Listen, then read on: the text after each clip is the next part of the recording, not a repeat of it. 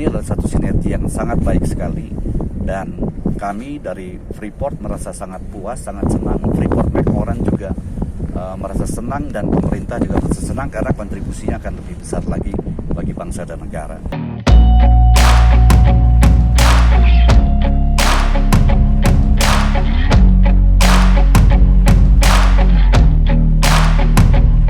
Sahabat Kompas.com, 7 April menjadi hari peringatan berdirinya perusahaan pertambangan tembaga dan emas Indonesia, PT Freeport Indonesia.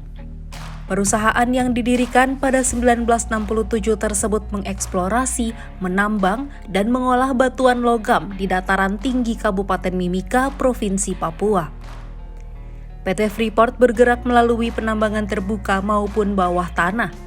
PT Freeport mengklaim mereka memprakarsai akses menuju badan biji di bawah tanah yang menjadi peluang berharga setelah tambang permukaan. Investasi yang dijalankan PT Freeport bersifat jangka panjang pada banyak komponen, dengan pengembalian modal yang tidak instan. Untuk pengembangan karyawan, selama bertahun-tahun PT Freeport telah membina putra-putri Papua melalui Institut Pertambangan Nemangkawi. PT Freeport juga menyadari bahwa kegiatan pertambangan memiliki dampak pada lingkungan. Untuk itu, mereka melakukan upaya reklamasi secara rutin. Mereka mengadakan audit internal dan eksternal untuk mengevaluasi sistem pertambangan dengan pedoman dan standar internasional. Selain itu, PT Freeport juga membangun jalan, pelabuhan, hingga bandara di Timika. Menginjak usia perjalanan yang ke-55 tahun, PT Freeport Indonesia tercatat mengalami pertumbuhan dalam produksi tambang mereka. Pada 2022, produksi tambang bawah tanah sudah mencapai 185.000 ton per hari. Adapun untuk program pengembangan dan pemberdayaan masyarakat, PT Freeport juga melakukan pembangunan infrastruktur, yakni lebih dari 3.000 rumah dan penyediaan aliran listrik bagi masyarakat di sekitar area kerja perusahaan. Perjalanan PT Freeport Indonesia tak lepas dari kontroversi dan tragedi yang terjadi di dalamnya, termasuk proses divestasi saham Freeport Indonesia ke pihak Indonesia. Namun mulai 2017, sebanyak 51% saham PT Freeport akhirnya dikuasai oleh pemerintah Indonesia. Kini, menginjak 55 tahun perjalanan PT Freeport Indonesia, tim Kompas.com berkesempatan langsung mengunjungi tambang Grasberg dan berbincang dengan Presiden Direktur PT Freeport Indonesia, Tony Wenas.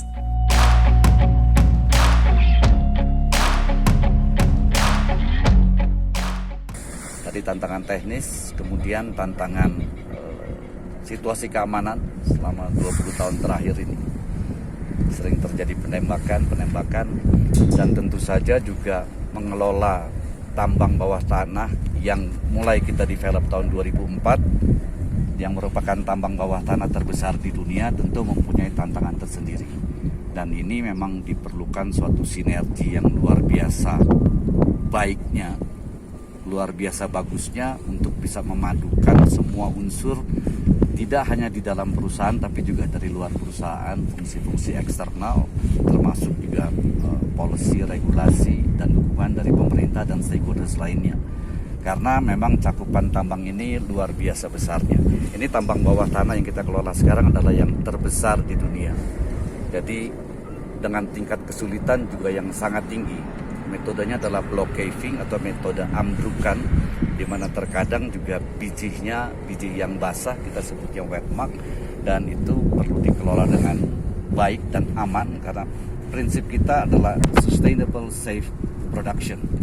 Jadi sebagian besar peralatan tambang bawah tanah dikemudikan secara remote dari jarak 10 km dari tambang tersebut sehingga memang lebih aman. Dan ini adalah salah satu tantangan utamanya, yaitu faktor safety juga, bagaimana kita bisa tetap berproduksi secara aman.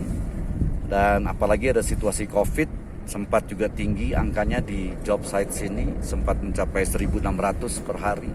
Tapi sekarang sudah sangat rendah dan itu mempunyai tantangan tersendiri juga.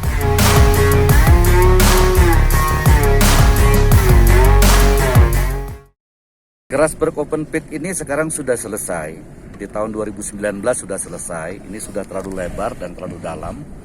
Dan sekarang kita lanjutkan melalui Grasberg block caving. Jadi satu ore body yang sama, tapi kita ambilnya dari bawah sekarang. Dan itulah tadi yang saya sampaikan dalam metode block caving ini. Ada dua tambang besar, yaitu Grasberg block cave dan Deep Mill Level Zone. Ini dua tambang besar yang merupakan tambang bawah tanah terbesar di dunia, dan nantinya dalam waktu dekat ini akan juga ditambang kucing liar dengan infrastruktur tambang bawah tanah yang sama, dengan biji yang berbeda tapi infrastrukturnya sama. Kita sebutnya Common Infrastructure Project.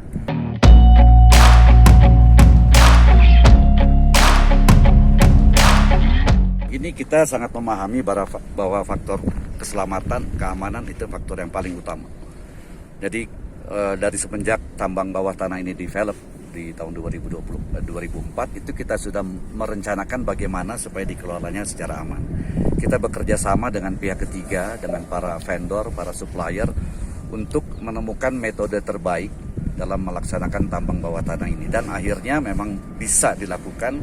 Dan ini kita mendesainnya kita sendiri dibantu oleh pihak ketiga, para konsultan kita. Tapi pada dasarnya kita yang merencanakan bagaimana seharusnya ini ditambang, karena ini ada lumayan complicated lah. Tidak semua orang memahami menambangnya, karena ada begitu banyak draw bell yang harus kita buka, dan draw pointnya ada ratusan. Jadi ini cara pengambilannya juga memerlukan keahlian khusus, dan akhirnya kita bisa membuat satu sistem yang kita sebut dengan Mine Jam. Mine Jam itu dikelola secara remote, loadernya, shovelnya, kemudian peledakannya semua dikelola secara remote. Bahkan untuk membawa bijinya dengan kereta, itu keretanya juga dikemudikan secara remote.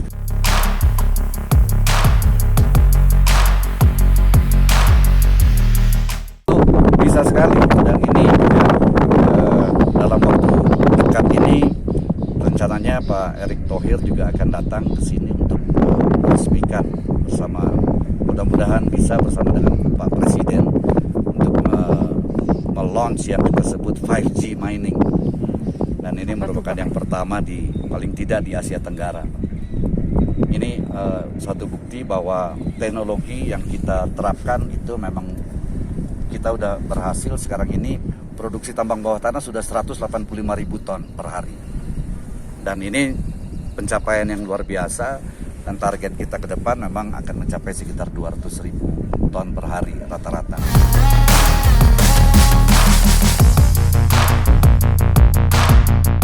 Kalau kandungannya sendiri kita izinnya sampai 2041, tapi dengan cadangan yang terbukti yang ada sekarang ini kita bisa menambang sebenarnya sampai 2050-an. Tapi kan IUPK kita sampai 2041, jadi kita merencanakannya sampai 2041 saja.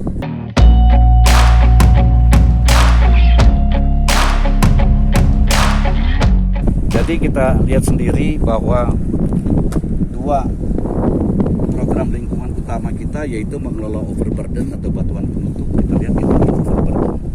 Jadi batuan penutup yang harus kita popas dulu sebelum mengambil bijinya, dan sudah kita letakkan di tempat yang sesuai dengan rencana, dan sudah kita reklamasi ini semuanya. Reklamasinya tentu tidak ada pohon di situ, karena di ketinggian 4.200 ini nggak ada satu pohon pun juga, paling ada rumput-rumputan dan perdu. Dampak kedua adalah tailing, dan tailing ini melalui satu sistem aliran sungai yang sudah disetujui oleh baik pemerintah daerah, pemerintah provinsi, dan juga Kementerian KLHK untuk dimanfaatkan sebagai sarana transportasi tailing, dan tailing tersebut diletakkan di daerah dataran rendah seluas 23.000 hektar. Dan kemarin sudah dilihat bahwa tailing itu tidak beracun, pohon bisa tumbuh dengan subur, tanaman bisa tumbuh dengan subur, ikan-ikan bisa hidup dengan baik, dan memang volumenya saja yang besar. Dan ini sudah ribuan hektar yang kita reklamasi di tailing. Tentu saja tailing yang tidak aktif, bahkan tailing yang masih aktif pun juga sudah terjadi suksesi alami sendiri. Jadi semuanya kita lakukan sesuai dengan ketentuan pemerintah. Dan memang ada dampak lingkungannya, tapi bisa dimitigasi, termasuk juga bagaimana kita mengelola CSR program kita yang menyangkut masyarakat yang ada di sekitar wilayah tailing. kita bangunkan perumahan, ribuan rumah yang kita bangun buat mereka, jalan, jembatan, fasilitas air bersih, sekolah, dan lain sebagainya.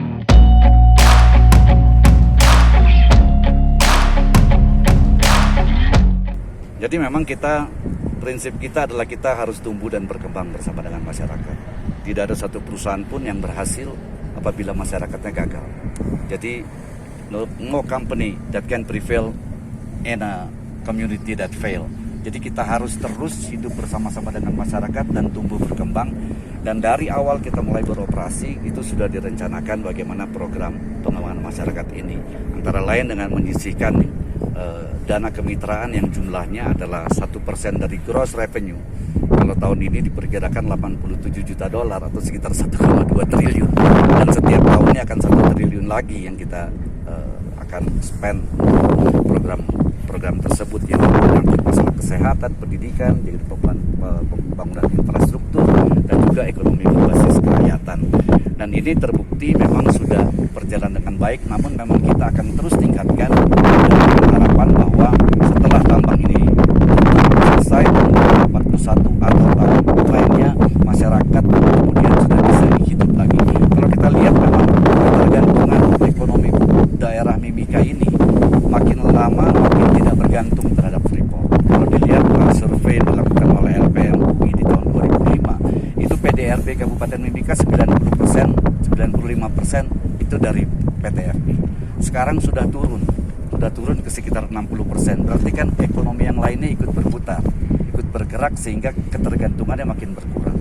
Jadi dan juga indeks pembangunan manusia di Kabupaten Mimika ini lebih tinggi daripada IPM nasional. Ini menunjukkan bahwa memang terjadi suatu proses perbaikan kehidupan masyarakat di Kabupaten Mimika khususnya dan lebih umum lagi di Provinsi Papua.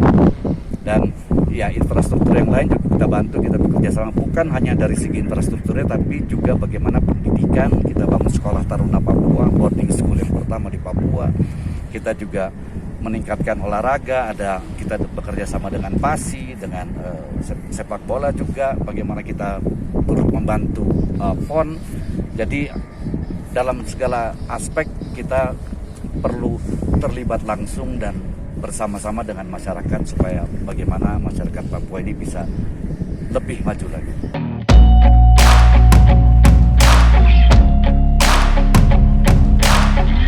Diharapkan seperti itu. Jadi Mimika Sports Complex kita akan menjadi training center hub untuk wilayah timur Indonesia.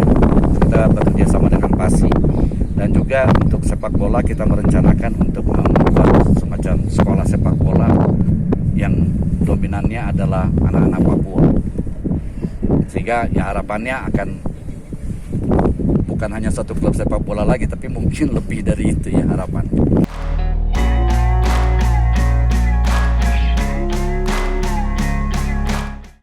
Tentu saja ini adalah sinergi yang sangat baik sekali antara saya menyebutnya public private partnership. Contoh konkret bagaimana investor asing bisa bekerja sama dengan pemerintah melalui Inalum MindIT dan juga ada keterlibatan Provinsi Papua dan Kabupaten Mimika di situ. Ini adalah satu sinergi yang sangat baik sekali dan kami dari Freeport merasa sangat puas, sangat senang. Freeport McMoran juga merasa senang dan pemerintah juga merasa senang karena kontribusinya akan lebih besar lagi bagi bangsa dan negara. Dan tahun lalu saja pajak, dividen dan lain sebagainya yang kita bayarkan kepada pemerintah itu lebih dari $2 miliar atau 28 triliun kira-kira. Dan tahun ini juga akan lebih tinggi lagi dan juga tahun depan akan lebih tinggi lagi. Dan kedepannya sampai dengan 2041 diperkirakan seluruh pembayaran kita kepada negara itu akan bisa mencapai $80 miliar. Itu dalam bentuk pajak, royalti, dividen dan pembayaran langsung lainnya kepada negara. $80 miliar itu 1.100-an triliun sampai dengan 2041. Ini bukan jumlah yang kecil, ini jumlah yang besar sekali. Jadi memang partnership ini kita adalah terbukti setelah 3 tahun berjalan, ramp up produksi bisa dicapai, produksi juga bisa berjalan dengan baik, dengan cara yang aman, selamat, dan gangguan keamanan juga relatif jauh berkurang, dan juga dukungan-dukungan menjadi lebih banyak lagi. Jadi intinya adalah ini suatu hal yang sangat positif dan satu keputusan yang tepat bagi pemerintah Indonesia untuk mengambil 51% saham PT FI.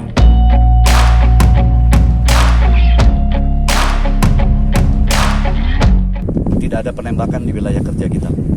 Terakhir itu di awal pandemi, di bulan Maret tahun 2020, di bulan Maret di mana satu karyawan kita tertembak dan fatality, dan ada 2 karyawan yang terluka.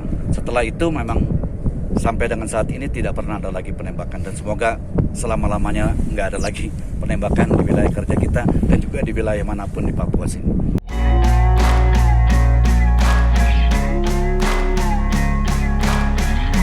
Pertanyaannya jawabannya sulit, tapi intinya kita sebagai perusahaan, investor manapun juga berharap situasi yang aman. Yang aman karena apa? Ini bisa terjadi terhadap karyawan kita, terhadap keluarga karyawan kita, dan mereka tidak tahu apa-apa, tidak ikut berpolitik, tidak ikut memilih salah satu kelompok atau golongan. Kasihan mereka. Mereka yang datang ke sini untuk bekerja, mencari nafkah, tapi dengan risiko untuk tertembak. Siapapun juga di dunia ini tidak membenarkan lah masalah itu. Penyebabnya apa? Ya mungkin kita perlu bicara bersama-sama seluruh pihak, seluruh elemen bangsa ini untuk mencarikan jalan keluar supaya peristiwa-peristiwa itu